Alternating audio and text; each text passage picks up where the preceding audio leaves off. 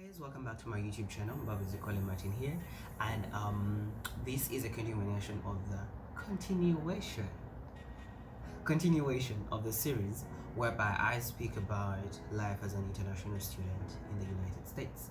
So I'm a first generation college student. I'm an international student. I'm in the United States.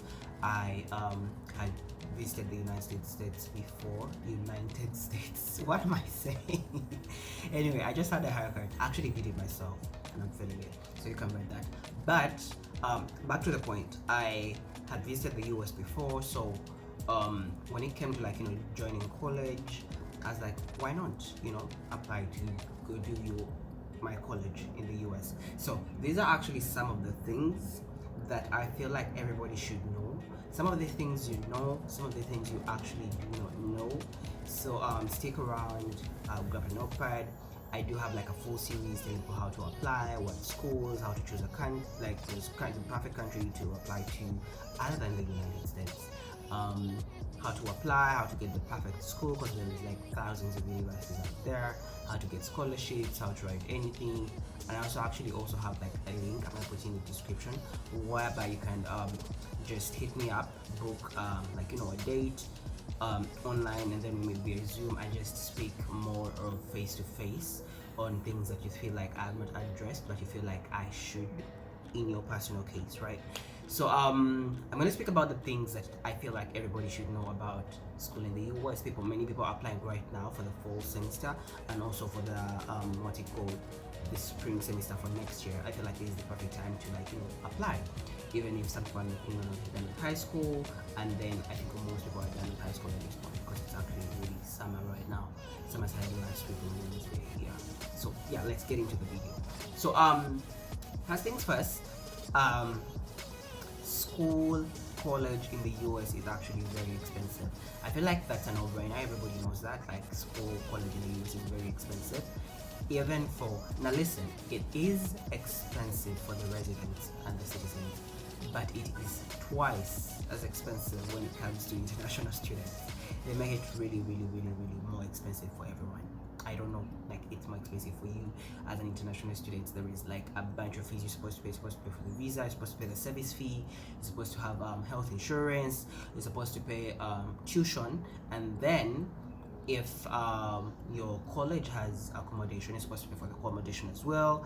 So like, when you add up, it's actually a lot of money. So plan accordingly. That's why I say, if you really want to do the US and you've settled down to the US, you have to give yourself a time limit. Okay, not a time limit, but like a big gap of time whereby you plan and see and be like, okay, I'm gonna be able to do this. Because when you just think about it, like, first you're gonna be like, okay, tuition, and then like, oh, maybe tuition is the only expense, but it's a lot of expenses. And also the moment you land, it's going to be more expenses. Your phone service, I think most universities do give a bus card whereby you can move from one place to another. Most universities do give that. In Chicago, where I am, I don't know about other places, but then yeah, so it's expensive. You have to keep that in mind. And the next thing you actually should know is that, well, in other countries, international students get to work to subsidize their lives, because you are in a foreign place, you are studying. Most people do work to with their free time so they can earn some extra money. In the US, international students are not allowed to work by federal law, so you don't have a work permit. That adds on to the first point. It's gonna get more expensive because now you cannot work. Okay, you cannot work just like any other resident or citizen of the US, so you're not allowed to work. The only way, because of course there is ways to exploit everything, the only way to exploit this is two ways actually. One, I made a video of the previous video that you're gonna on my page just before this one, how some side hustles you can do to get some extra money. Those side hustles, I actually put them in a different video. It's a full lengthy video, you can go and actually watch that. And then the other way is by applying to work on campus. The only way you're gonna be given you're gonna be given a work permit as an international student is if you apply to work on campus. The downside to that is you get paid minimum wage, and also you work for very minimum hours. I think they give you like very few hours. I think like 12 hours a week. Yeah, because it's, and then also the jobs are of course less compared to the number of students on campus, because everybody wants the job, you understand. So it's many people applying, very few people getting accepted, they're earning minimum wage, blah, blah, blah. So that's one thing you should actually also know, and not before you apply, you know, for college in the US. Another thing is when you apply to college in the US, I think many people have wanted to travel to the US initially, okay? And one of the ways at the school that I think most people don't actually know, that when you're done with school in the US, when you're done with your degree, your bachelor's, you are expected to go back to your home country afterwards. Like, there is no scheme of, oh, you've gotten a degree here, you can now get permanent residency.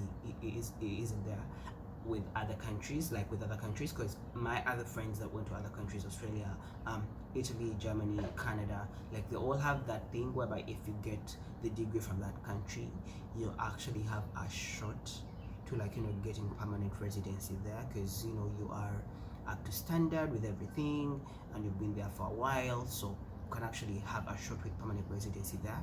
In the US, the moment you're done graduating, they're gonna give you 1 more year. They don't give it to you, you ask for it, right? You ask for 1 more year, and then they give you that 1 year to practice what you've studied so that you can head back home. Now, the only way to stay longer, if you wish to stay longer, is most people during that 1 year will apply for a job. Now, if you apply for a job and that job hires you, they can sponsor your stay, and then you have a longer stay where you can actually work. But that's not permanent residency. That stay is wholly dependent on that job and your employer. The moment that employer feels like you're not good enough anymore, they withdraw that. The moment you have any issue with that employer, they withdraw that. The moment anything comes up, you can be withdrawn, so it's not permanent residency. So plan accordingly. Plan, do your things, you know, with that in mind. Now the good side, the good thing about applying to the US is that you're gonna meet very many people of like various backgrounds. The US is just like a big one. I think one of the things, because I'm gonna be honest, like a lot of bad things happen in the US. Like it's not ideal anymore. Like no one is selling the American dream anymore. I didn't even decide, but I didn't want to come to the US to, like, you know, do my uni, because I was like, why go there? Like, it's not that cool place anymore. But the good thing about it is, I think this one thing we cannot take away from the US is that it has all these various people from various places. Like, it just collects so many people. Like, it's just so many different people, and everyone is just, okay, not everyone, but like a good number of people are really good. You understand? Like, if you fall into the good circles, you're gonna have a blast, because like people are nice, people are amazing, people are helpful, people are kind. Like, you know, that's a good thing. That's a good thing. When you find the good people, they're really good, and it's actually so diverse. Like various nationalities, various languages, various age groups, like everybody just having fun and being supportive. And I think that's like the good side. That's a good thing. And also you're gonna get like good education, of course. So yeah, that's it. Those are the things I actually just want to tell anybody that is applying to the US, just so you know. I don't know if they encourage you to apply to the US or they discourage you, but anyway, this is my YouTube channel. I make lifestyle content. I also have like a lifestyle blog, and I want to monetize it by the end of this year. So subscribe, like, comment, anything you want me to talk about as an international student. I'm making a series whereby I speak about many things. Like I said at the beginning of the video, I'm gonna have like a link in the description where I can actually help you with your application, help you with your essay, help you with the whole process, like, you know, scholarships. I can give you the whole blueprint of what I use and what I continue to use to make it, you know, less expensive and less tiresome for everyone. So there is that. Otherwise, you can watch more of my videos explaining a couple of things here and there. So that's it. Until then, bye. Stay kind, y'all.